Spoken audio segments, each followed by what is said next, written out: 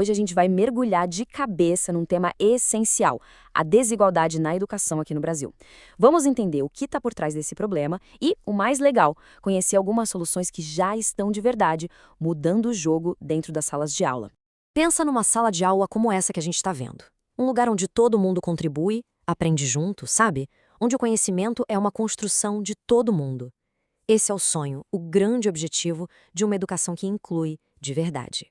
Mas, a grande questão é, será que essa é a realidade para todo mundo no nosso país? A resposta, como a gente vai ver, não é tão simples assim. Ela mostra que existem desafios enormes que a gente precisa encarar de frente. Ok, vamos lá. Para a gente começar a entender isso, a gente precisa primeiro desmontar uma ideia muito comum, mas que acaba escondendo a real situação: o tal mito da harmonia racial brasileira. Esse mito parte daquela ideia de que, como o Brasil é um país muito miscigenado, o racismo teria simplesmente desaparecido. Só que essa noção, por mais que seja popular, meio que ignora as desigualdades e as hierarquias que continuam existindo e que têm uma raiz histórica bem profunda. E é aí que está o perigo. Porque, ao criar essa imagem de que está tudo bem, de que somos todos cordiais, esse mito acaba calando a conversa que a gente mais precisa ter sobre desigualdade. Pensa bem, se a gente não fala do problema, como é que vai resolver, né? Agora, vamos deixar as ideias um pouco de lado e olhar para os números.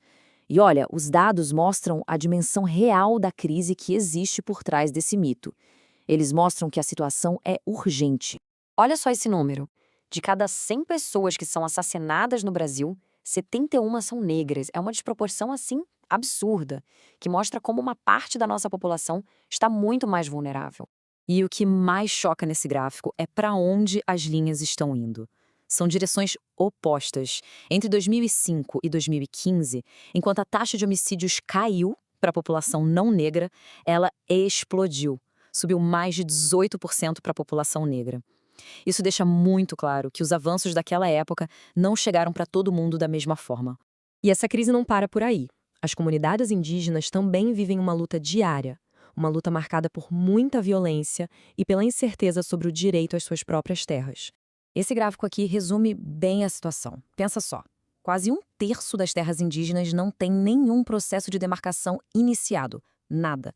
Isso é um direito garantido pela Constituição, é uma falha gigantesca no reconhecimento desses territórios.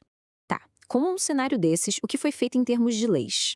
Vamos dar uma olhada em como as políticas públicas começaram a se mexer para tentar encarar esses desafios históricos, principalmente na área da educação. Essa linha do tempo mostra bem essa caminhada. Foi lenta, mas olha, foi fundamental. A gente saiu de uma lei lá de 1961, que via a inclusão como algo opcional e usava termos que hoje nem se usam mais, para uma Constituição que cravou a educação como um direito e depois para leis que trouxeram finalmente outras histórias para dentro da sala de aula. O ano de 1988 foi, de verdade, um divisor de águas. Foi ali que o jogo virou. Ao dizer que a educação é um direito de todos, a Constituição criou a base legal para tudo o que veio depois, como as políticas de inclusão. Não era mais uma questão de se der para fazer, virou uma obrigação do Estado. Ok, leis no papel são super importantes. Mas como é que isso vira realidade no dia a dia, dentro da sala de aula? É aí que entram as estratégias de ensino, as novas pedagogias. A grande virada de chave no pensamento é essa aqui: sair de um modelo que foca só no mérito de cada um, que muitas vezes acaba aumentando as desigualdades, e ir para um modelo de aprendizado em grupo, coletivo, onde o sucesso de um depende do sucesso de todos. E uma técnica genial que mostra isso na prática é o método quebra-cabeças. Funciona assim: primeiro, formam-se grupos bem misturados. Depois, cada pessoa do grupo vai para um outro grupo de especialistas e aprende muito sobre um pedacinho do assunto. E aí vem a mágica. Eles voltam para o grupo original e ensinam o que aprenderam para os colegas. Cada um tem uma peça essencial do quebra-cabeças. E o resultado disso é muito poderoso. Esse jeito de aprender estimula o respeito, faz com que todo mundo participe de verdade, quebra aquelas panelinhas sociais e, o mais importante de tudo, mostra na prática que a contribuição de cada um é fundamental para o grupo inteiro ter sucesso. Mas olha, inclusão não é só sobre a dinâmica do grupo, não. Ela passa também pela língua que a gente fala.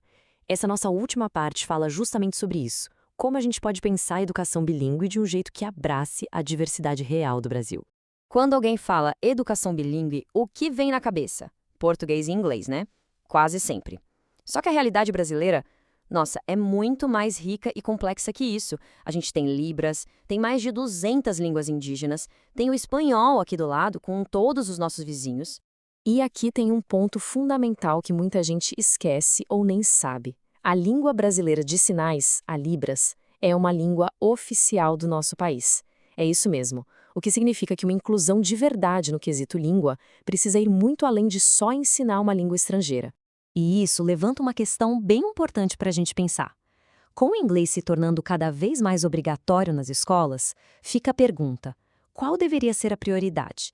Focar numa língua global antes mesmo de garantir que as nossas próprias línguas, como a Libras e as línguas dos povos originários, sejam valorizadas e incluídas de verdade? E para a gente fechar nosso papo, tem essa frase do pensador Stuart Hall que é, assim, perfeita. Ele diz que a cultura, e a gente pode pensar na identidade também, não é uma coisa pronta, estática.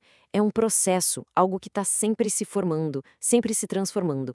E é exatamente aí que a gente volta para o nosso ponto principal. Essa jornada para uma educação mais justa não é um ponto de chegada. É um processo contínuo de se tornar. É algo que exige que a gente pense, haja e se adapte o tempo todo, para construir uma sala de aula que seja de fato para todos. É um trabalho que, na verdade, nunca acaba.